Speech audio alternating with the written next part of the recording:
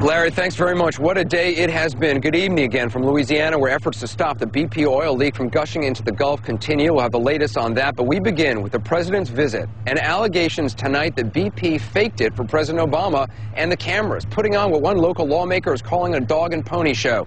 Now, if true, some other words might apply: a sham, a crock, an insult to the people down here who need help, real help, not to mention an attempt, if the allegations are true, to BS local leaders, Gulf state governors, and the President of the United States. The allegation is simple and it's stunning: that BP brought in workers to use as backdrops for the President's visit to Grand Isle, lending the impression of a large-scale cleanup. Then, when the President left, so did the workers. A local resident, Jerry LaFont, says he saw the whole thing. He snapped a picture of the crews getting out of their hazmat suits and getting ready to leave. He tells us they came in Jefferson Parish school buses, pretended, his words, pretended like they were working. Then as soon as the President left, everything shut down. One of our staffers, who was also on the scene, corroborates that. He says he's been on Grand Isle for the last 3 days and has never seen these crews before. Some told one of our photojournalists, Chris Turner, they were on a work release program. When CNN's Carol Costello asked whether they were there solely for the presidential visit, they told her they were under orders not to say, and in fact they'd get in trouble if they talked. We asked BP to come on the program to respond, as frankly we have every single night we've been here. And in fact, this morning they agreed to be on with us. We were very excited.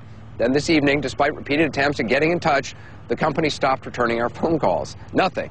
Since the afternoon news conference when CNN's David Mattingly first brought up the allegations. Listen. Hi, David Mattingly from CNN. We got this from the Jefferson County Parish, an elected official there, who says that as soon as the President left, all but a dozen workers that were there that BP brought in this morning had left the beach. He says that BP shipped in about 300 to 400 workers this morning about 7:30 a.m., and that as soon as the President left, all those workers left except for about a dozen.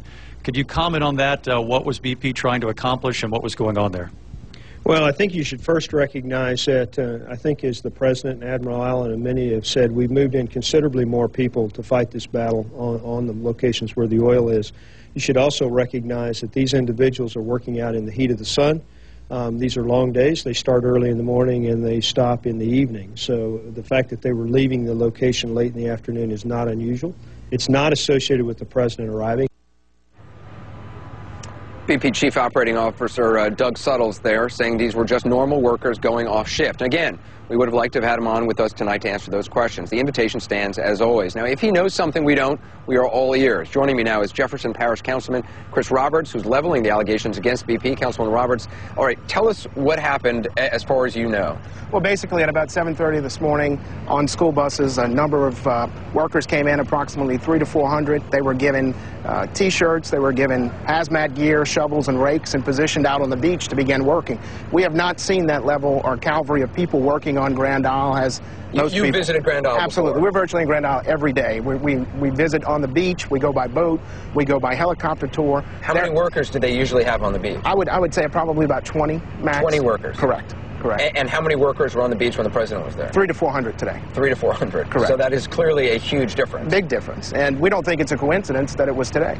So when BP says, well, look, this was just the normal course of events and part of the, the fact that, look, we are deploying more resources, you don't think this was just part of the normal deployment of... Well, I'll tell you that we're in this event well beyond a month now. Oil has been washing ashore in Grand Isle for almost 2 weeks.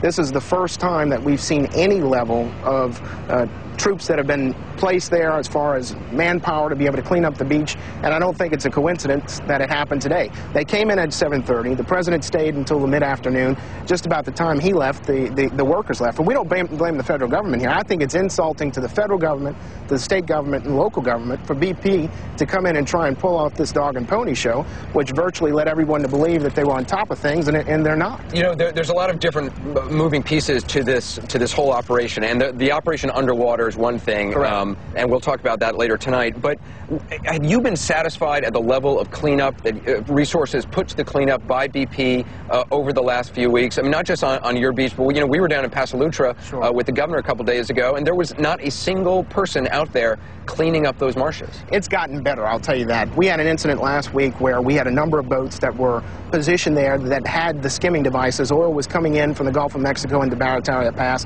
Those boats weren't moving. Our emergency management director went in and virtually commandeered the boats, positioned them where they needed to be, and got them to working. It's gotten better since then.